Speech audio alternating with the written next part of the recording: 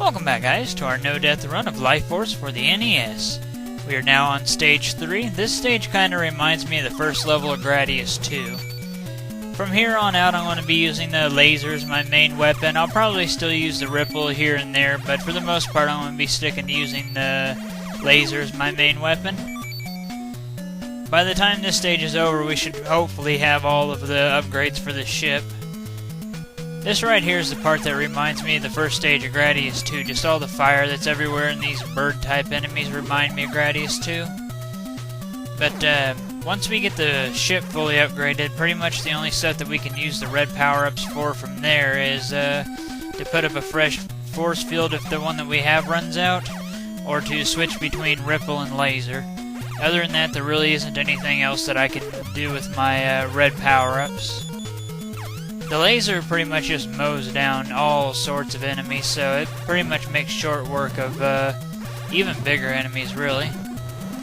The boss of this stage is a giant dragon that comes out and you duel with his head, you fight his head. And his mouth is his weak point, but really he goes down pretty quickly. He's not much of a boss. As you make your progress through this fire-based area, kind of pay attention to the top and bottom if you can, because it'll occasionally shoot out an arc of fire, and if it hits you, it will destroy you in one hit, regardless of if you have a force field up or not.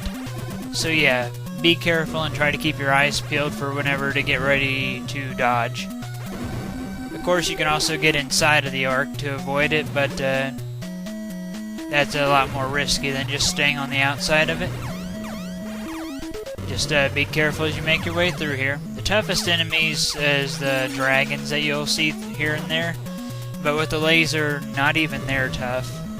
So, like I said, just keep your eyes peeled and avoid dying because of the fire shooting out. That's the most dangerous thing about this level, in my opinion, is all the fire coming at you. If you can dodge all of it, though, then you shouldn't really have much of a problem with this level if you can keep your ship powered up. But yeah, this is where the game starts getting more difficult, in my opinion. The first two stages aren't too bad. This is where it kind of spikes in difficulty, in my opinion.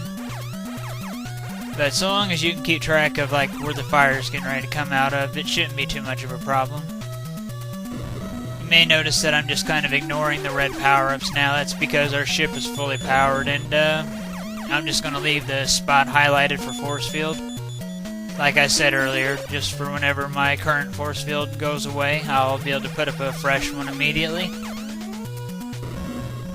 We're not too much further from the boss. I know that we're not. We still got a little bit of ways to go, but not very much. We'll know whenever we get to the boss because the fire will suddenly just kind of start going away. Like in a straight line, the fire suddenly stops. Right here, right after that.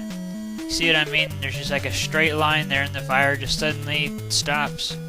Kind of weird looking, but whatever. We're now getting ready to take on the boss, which like I said before is a gigantic dragon. But if you have laser and some options to help you out, this boss is nothing at all, really. Just be careful not to run into it and avoid his shots. Unload on its mouth and you'll have this thing down and out in no time. Like that. And well, that is it for part 3.